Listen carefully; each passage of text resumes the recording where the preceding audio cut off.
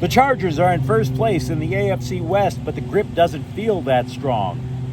Since the Dodgers appear to have righted the ship, we'll explore where they stand in the playoff hierarchy. And high school football recruits are fleeing the good ship UCLA. Good morning. I'm James. And this is your daily dose of sports and snark for the greatest sports city in the world, Los Angeles. This is the faithful Angelenos Morning Report. So it is September 16th, 2025. I am back on the road. I am in North Minneapolis, mini scrotum. Yuck.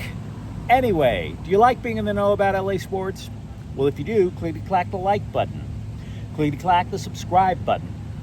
There's a notification bell. Hit that. It'll let you know when we drop an update.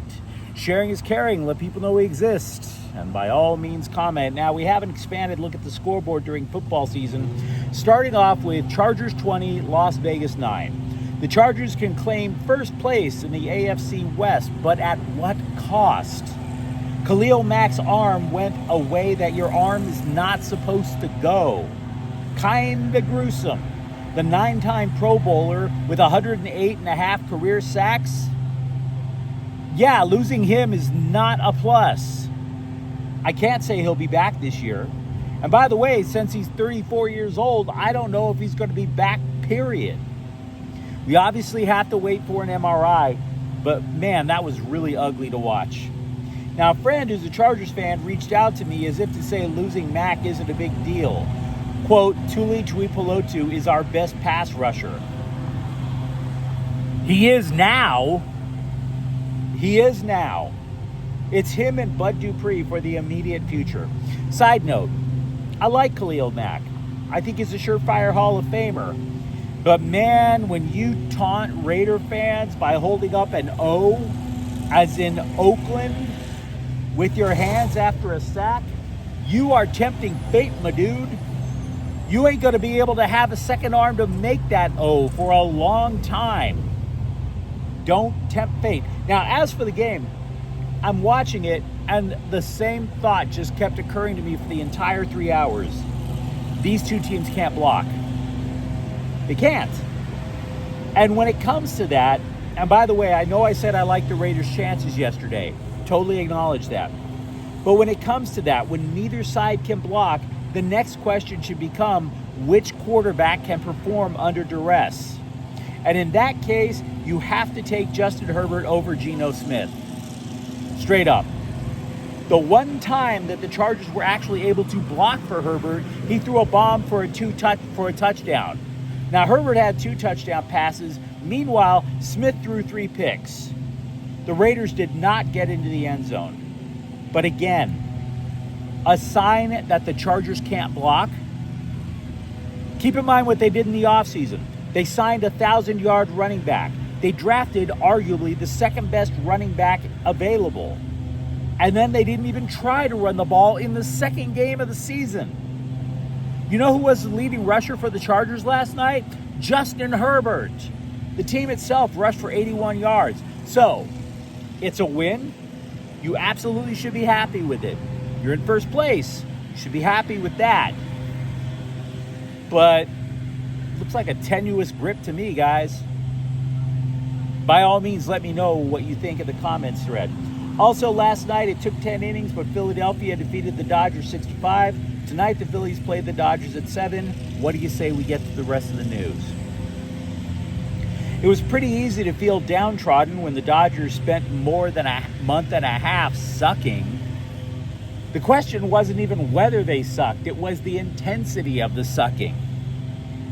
Now, the idea that the Dodgers will have the best record in the National League, home field throughout the playoffs, poof, gone. And it makes sense to an extent because the Dodgers are one of the oldest teams in the game. And trying to repeat is an exceptionally steep climb after all that extra baseball last year. So, where did the Dodgers rank? Not power rankings. How do people see the Dodgers going into the offseason? ESPN pulled aside unnamed players, unnamed scouts, unnamed execs. They pretty much agreed Milwaukee is the team to beat in the NL. Then comes Philly, then the Dodgers. The theory with the Brewers, I should say, is that with a first-round bye, that will enable them to rely on their superior starting pitching in a longer series. Okay? The Phillies' argument is about how they're all experienced winners and this is their last hurrah. As for the Dodgers, an exec thinks that they're going to wind up with the healthiest pitching staff in the offseason, or postseason, I should say. A player said, quote, "When we played them, they didn't have a good series, but they seem to turn it on when they need to. That's the sign of a champion. I think their offense will have a big October and lead them," unquote. Also with the Dodgers, Roki Sasaki will get one more start in the Midwest Manure Pit, presumably to make him mad because he hasn't returned to civilization yet.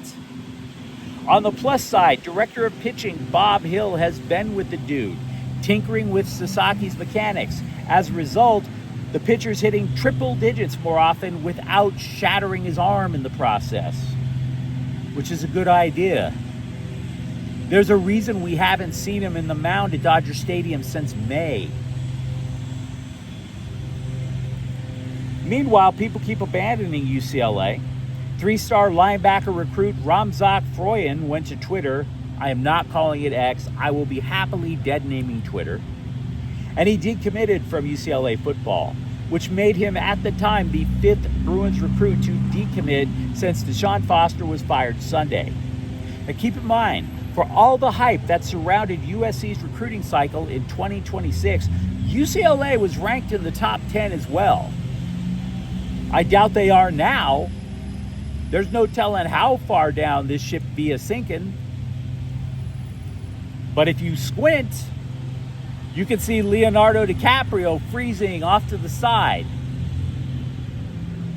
By the way, as for the current Bruins football team, if you're looking at the schedule and thinking, if this team goes winless, I will take my life in the most disgusting way possible, I get it.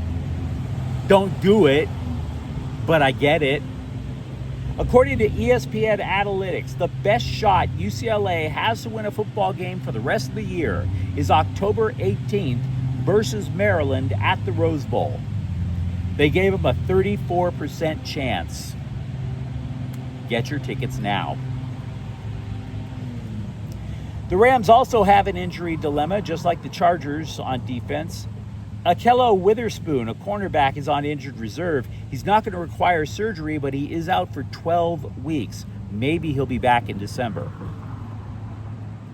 And for the lovely start to the Trojans football season, keep in mind, they are just one of 39 undefeated football teams in major college athletics. ESPN took a moment and said, you know what? How good are these undefeated teams? They opined that USC is the 8th best undefeated team in the land. The problem the Trojans face? There are 3 Big Ten teams ranked ahead of them: Oregon, Ohio State, and Penn State. But you let me know what you think in the comments thread. Talk to me if you're a Chargers fan. Are you stoked or somewhat concerned about whether you can keep first place in the AFC West? And for that matter, are the Dodgers, in fact, the 3rd best team in the NL when the playoffs begin? And if you enjoyed the update, don't forget to subscribe to Faithful Angelenos. We talk LA sports every single day here. Thank you for watching.